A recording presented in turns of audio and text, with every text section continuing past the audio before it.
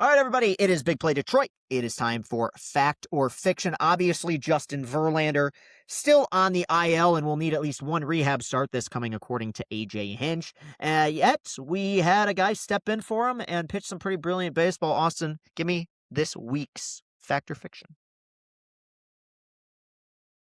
Fact or fiction, Kyder Montero should be in the rotation regardless of who is healthy. Ooh. My honest answer is need a bigger sample size, but I got to pick either fact or fiction, for the sake of the segment. I'm going to go with fiction because the biggest thing is who do you knock off?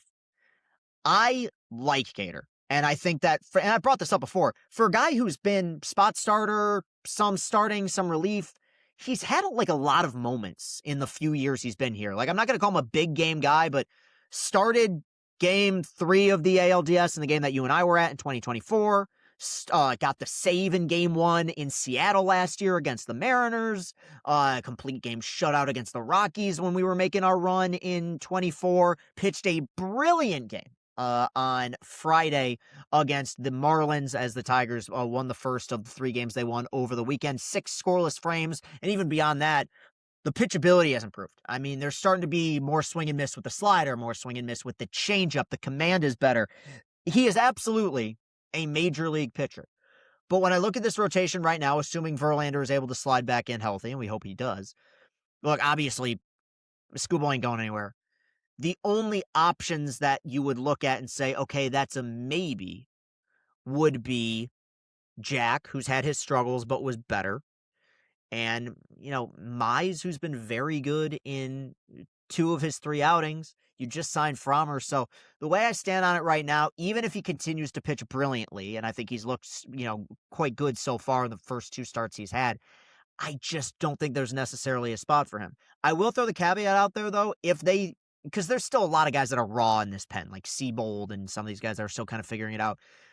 If you feel like you can get him into that bullpen situation where he can air out that fastball a little bit and start to, we start to see the velo that we saw in the WBC when he was hitting 98, 99 with that sinker, then maybe. The last point I'll make, and it's something that I mentioned early in the season, it's a great, great option to have because this is an organization that for so long lacked depth. And if they needed a spot start, if they needed a fill-in guy with somebody on the IL, it was a loss.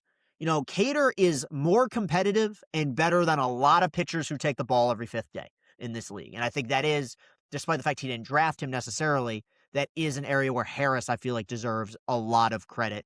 The signings allow for more depth. Adding Frommer, adding Jack 2 years ago, bringing in Verlander, that allows you to have the injuries to Melton, have the injuries to Job, and Verlander obviously coming back, and Reese Olson, obviously, who's out for the entire year, and still feel like you're giving yourself a chance every single day with the starting pitcher that you have on the mound. So it's fiction, but it's fiction with the caveat of me saying, I'm starting to like the guy a lot. I think he's getting better.